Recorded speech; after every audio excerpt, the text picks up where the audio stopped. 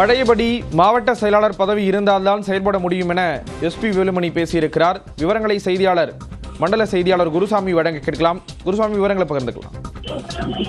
ஸ்ரீராம், கோவை மாவட்டம் தொண்டாமுத்தூரில் உள்ள ராஜலட்சுமி திருமண மண்டபத்தில் முன்னாள் அதிமுகவை சேர்ந்த முன்னாள் அமைச்சர் எஸ்பி வேலுமணி தனது ஆதரவாளர்களுடன் ஆலோசனை கூட்டம் நடத்தி வருகிறார். வழக்கமாக அதிமுக கூட்டம் என்றாலே கொடிகள், பேனர் என ஒரு பரபரப்பாக இருக்கக்கூடிய நிலையில் இந்த முறை அது போன்ற எந்த விதமான ஏற்பாடுகளும் இல்லாமல், எந்த விதமான கொடிகள், பேனர்கள் எதுவும் இல்லாமல் இந்த கூட்டமானது நடத்தப்பட்டு வருகிறது. கூட்டம் நடைபெறக்கூடிய அரங்கில் முன்னாள் முதலமைச்சர் எம்ஜிஆர் மற்றும் ஜெயலலிதா ஆகிய இருவரின் படங்கள் மட்டும் வைக்கப்பட்டிருக்கிறது.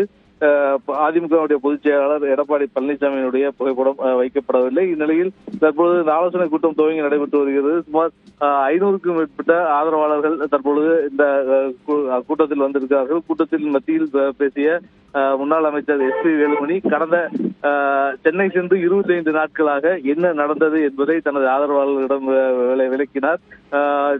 தேர்தல் முடிந்தவுடன் சென்னை சென்ற அவர் 25 நாட்களாக சென்னையில் முகாமிட்டிருந்தார். தனி அணியாக சி.வி. சண்முகம் உள்ளிட்ட முக்கிய தலைவர்களுடன் இணைந்து தனி அணியாக செயல்பட்டு வந்த நிலையில் அங்கு என்னென்ன சம்பவங்கள் நடைபெற்றது என்பதை தனது ஆதரவாளர்கள் மத்தியில் தெரிவித்து வருகிறார். குறிப்பாக